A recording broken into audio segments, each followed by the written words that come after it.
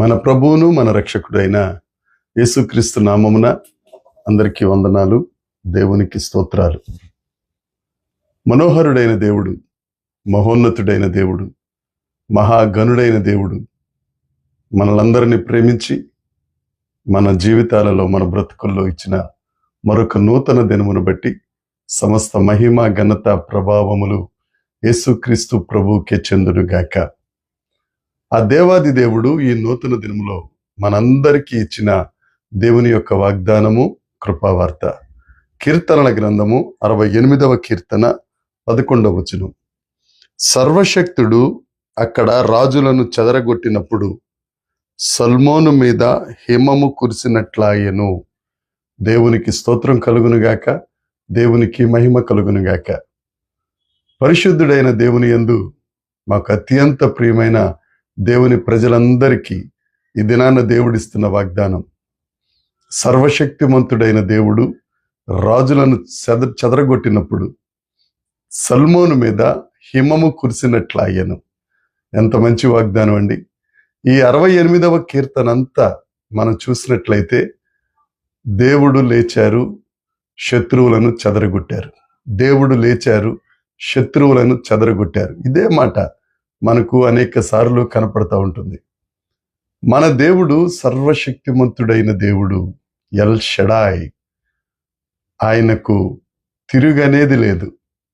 ఆదికాండ గ్రంథం 17వ అధ్యాయం 1వ వచనంలో ఈ దేవాది దేవుడు అబ్రహాము గారికి ప్రత్యక్షమైనప్పుడు, నేను సర్వశక్తి కలిగిన దేవుడను, నా ఎదుట నీవు నిందారహితముగా జీవించు అని సెలవిచ్చిన గొప్ప దేవుడు. ఆయనే సర్వాధికారి, ఆయనే సర్వశక్తిమంతుడు, సకల బలము ఆయన సొంతం. దేవునికి స్తోత్రం. అలాంటి దేవుడు మన పక్షాన ఉన్నారు. చాలా మంది దేవుడు కూడా నిన్నేమీ చేయలేరురా ఇంకా అని రకరకాల మాటలు మాట్లాడతారు. కానీ మనం దేవుడిని నమ్ముకున్నప్పుడు ఆ సర్వశక్తిమంతుడైన దేవుడు, సర్వాధికారి అయిన దేవుడు మన కొరకు ఏదైనా చేస్తారు.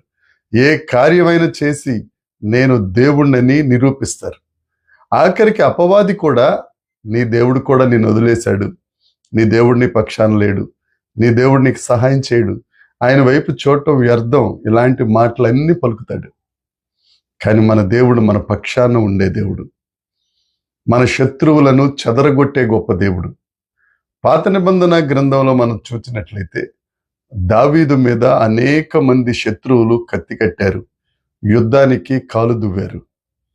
దేవుడే దావీదు పక్షాన యుద్ధం చేశాడు.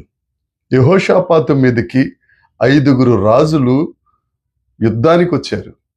వారందరూ ఉపవసించి ప్రార్థన చేయగా, వారు స్తుతించుచుండగా దేవుడు మాటుకాండ్రను పెట్టి శత్రువులందరినీ చెదరగొట్టి ఎన్నడూ చూడలేనంత ఐశ్వర్యాన్ని యెహోషాపాతు రాజుకు దేవుడు అనుగ్రహించారు. ఆసా జీవితంలో కూడా సర్వశక్తిమంతుడైన దేవుడు అనేక పర్యాయాలు ఆసా పక్షాన యుద్ధం చేసిన దేవుడు. ఆ దేవుడే నిన్న నేడు నిరంతరం మారని దేవుడు, మనకున్న దేవుడు. ఆయన సర్వశక్తిమంతుడు. ఆయన ఏదైనా నీ కొరకు చేయగలరు.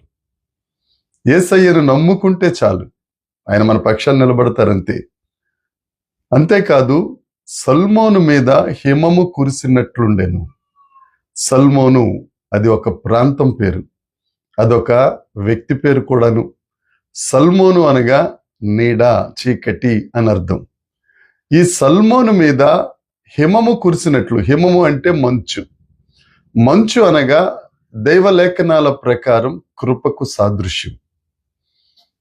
దేవుడు సర్వశక్తిమంతుడిగా ఉండి శత్రువులందరినీ చెదరగొడుతూ సల్మోను మీద హిమము కురిసినట్లు, అంటే చీకటి కలిగిన వారి మీద, నీడలో ఉండిపోయిన వారి మీద దేవుని కృప చూపించే దేవుడు. దేవుని కృప అనగా దేవుడు మనకు తోడుగా ఉన్నట్టు. హోషేయ గ్రంథం 14వ అధ్యాయంలో ఒక మాట ఉంటుంది, చెట్టుకు మంచు ఉన్నట్టు. అంటే చెట్టుకు మంచు ఎంత దగ్గరగా ఉంటుందో చూడండి. మనం పైనుంచి చూస్తే మంచే కనపడుతుంది తప్ప చెట్టు కనపడదు. ఎంతమంది శత్రువులు నీ మీదకి దండెత్తి వచ్చినా, నువ్వు నీడలోనే ఉన్నా, నువ్వు చీకట్లోనే ఉన్నా వారందరికీ నీవు కనపడవు గాని నిన్ను ఆవరించిన ఆ దేవుని కృపే కనపడుతుంది. దేవుని జనాంగమా, ఏ చీకట్లో ఉన్నారో, ఏ శత్రువులు మీ మీదకి వస్తున్నారో, అప్పులనే శత్రువులు వస్తున్నారా, అనారోగ్యం అనే శత్రువు వస్తుందా, లేకపోతే అందరూ నిన్ను చీకట్లో విడిచిపెట్టేసి వెళ్ళిపోతున్నారా, ఇక నిన్నెవ్వరూ ఏమీ చేయలేరని నువ్వు కూడా దిగులుగా ఉన్నావా, కృంగిపోతున్నావా? ఈ నూతన దినంలో దేవుడు నీతోనే మాట్లాడుతున్నాడు.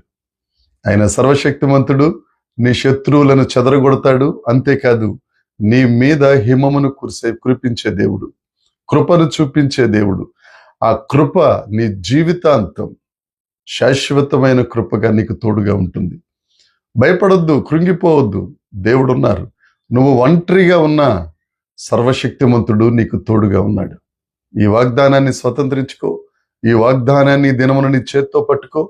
తప్పక దేవుడు నిన్ను ఆశీర్వదించి అనేకులకు ఆశీర్వాదకరముగా చేయునుగాక. ప్రార్థన చేసుకుందాం. పరలోకమందున్న మా తండ్రి, పరిశుద్ధుడా, కృప కలిగిన గొప్ప దేవుడా, సర్వశక్తిమంతుడా, శత్రువులను చెదరగొట్టువాడా, నాయనా సల్మోను మీద హిమమును కురిపించే గొప్ప దేవుడా, ఎంతమంది అయితే ప్రభువా నీడలో ఉండిపోయారు, ఎంతమంది అయితే చీకట్లో ఉండిపోయారు, ఎంతమందికైతే శత్రువులు విరోధులుగా కాలు దువ్వుతున్నారో వారందరినీ చెదరగొట్టి ఆ నీడలో నుండి, ఆ చీకటిలో నుండి నువ్వు పైకి లేపి వారి మీద హిమమని నీ కృపను కురిపించి వారిని ఆశీర్వదిస్తున్నందుకే స్తోత్రం. దేవ, కృంగిన ప్రతి ఒక్కరిని మీరు ధైర్యపరిచి లేవనెత్తుతున్నందుకు నీకు వందనాలు చెల్లిస్తున్నాం. సమస్త మహిమ మీకే ఆరోపిస్తూ యేసుక్రీస్తు నామమున ప్రార్థించి అడిగి వేడుకొనుచున్నాము తండ్రి, ఆమేన్. దేవుని కృప మనందరికీ తోడై ఉండునుగాక. ఆమేన్, ఆమేన్, ఆమేన్.